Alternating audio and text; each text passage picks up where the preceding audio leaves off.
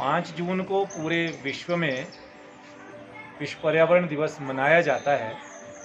ये जो रैलियां होती है या कोई पोस्टर के माध्यम से, नारों के माध्यम से हम लोगों तक ये बात पहुंचाना चाहते हैं कि आज पर्यावरण दिवस है। वास्तव में हमारा उद्देश्य सिर्फ इतना नहीं है। वास्तव में लोगों को ये बताना है कि पर्यावरण दिवस मनाने की ज़रूरत क्यों पड़ी। सृष्टि के प्रारंभ से मनुष्यों की जैसे जैसे जनसंख्या बढ़ती गई, प्राकृतिक संसाधनों का दोहन भी बढ़ता गया। लेकिन पिछले कुछ वर्षों में ऐसी नौबत आ गई कि मनुष्यों की जितनी जनसंख्या है उनके हिसाब से, उनकी ज़रूरतों के हिसाब से अगर पर्यावरण में जो उपलब्ध हमारे चारों तरफ संसाधन है इनका निर्बाध गति से उपयोग किया जाए तो एक दिन ऐसा आएगा, जल्दी ही, बहुत लंबी बात नहीं है, जल्दी ही एक दिन ऐसा आएगा जब यहाँ मनुष्य जीवन के अस्तित्व को ही खतरा उत्पन्न होगा। तो वो खतरा जितना टाला जा सके उतना ही अच्छा है।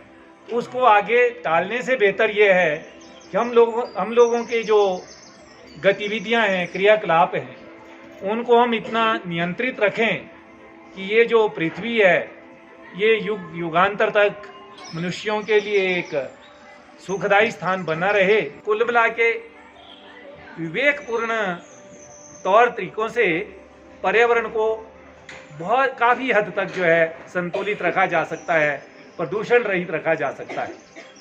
आवश्यकता है कि जितना, मैं ये नहीं बोलता कि आप बहुत ज़्यादा ज्ञान हासिल करो, सिर्फ जितना अभी आपके पास ज्ञान है उस ज्ञान को प्रैक्टिकल में कन्वर्ट कर दो कि हमने प्लास्टिक का यूज़ कैसे करना है, रिसाइकलिंग कैसे होनी है।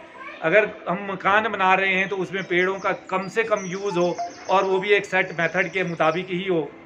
गाड़ियों का प्रयोग कैसे कम से कम किया जा सके, चिमनियों से निकले वाले धुओं को कैसे नियंत्रित किया जा सके, ये सब हमारे हाथ में बातें। बंद नहीं किया जा सकता एकदम इन चीज़ों को, लेकिन नियंत्रित किया जा सकता है।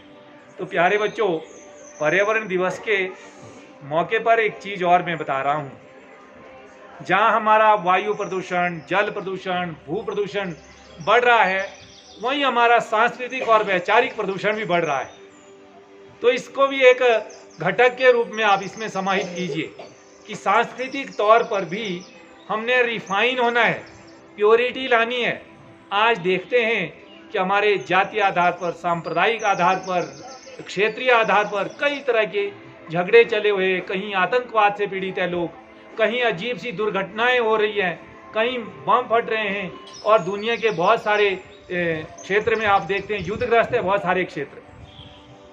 और हमारा जो एक आपसी सामंजस्य होता है वो सामंजस्य वैमनस्य में बदलता जा रहा है। किसी ज़माने में अगर मैं बहुत छोटी बात करूं तो पूरा गांव अपना घर लगता था। गांव में एक दूसरे के घर में जाने में मज़ा ही कुछ और आता था। लेकिन आज तो अपने ताऊ जी का और चाचे का घर भी अपना नहीं लग रहा है। इसकी वजह क्या है? वजह हमारा वैचारिक प्रदूषण है, वजह हमारा सांस्कृतिक प्रदूषण है। तो हमारे जो सांस्कृतिक मूल्य हैं इनको बचाने की जिम्मेवारी भी आप लोगों की है। सहिष्णुता होनी चाहिए, सत्कार होना चाहिए, एक दूसरे के लिए दुख में साथ दो, उनका सुख में साथ दो। सबका सुख जो है, सबकी खुशी जो है मिलकर मनाओ और सबका दुख जो वो मिलकर बांट लो उसको। यार, जीने का एक सलीका देखो जरा, मज़ा आएगा। तो वैचारिक रूप में भी मैं चाहूँगा, अगर हमारे अंदर दंभ है, लालच है, ईर्ष्या है, ये दुर्गुण हैं, इन दुर्गुणों को अपने आप से भगाइए। तो जब हम पर्यावरण के दिवस को मना रहे होंगे तो वैचारिक पर्यावरण का दिवस भी उसी दिन मनाने में बात ही कुछ और होगी। और जिस दिन हम वैचारिक रूप से, सांस्कृतिक रूप से समृद्ध हो जाते हैं, पूरी दुनिया हमारा घर हो जाती, वसुधैव कुटुंबकम वाली फीलिंग उस दिन ही आएगी। और भारत की संस्कृति यही बताती है, अयम निज परो वेति गणना लघु चेत साम उदार चरिता नाम तू वसुधैव कुटुंबकम। कहते ये मेरा है वो पराया है, ऐसी गिनती तो कौन करते हैं? कौन करते ऐसी गिनती? जिनका दिल बड़ा छोटा है, लघु चेत साम, छोटे दिल वाले करते हैं ऐसी बात। लेकिन बड़े दिल वालों के लिए तो ये पूरी पृथ्वी ही घर है। इसलिए इस पृथ्वी का संरक्षण हमने अपने घर की तरह करना है।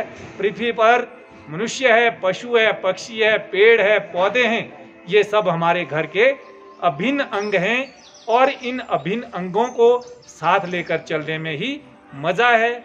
वही हमारे जीवन का एक लक्ष्य है।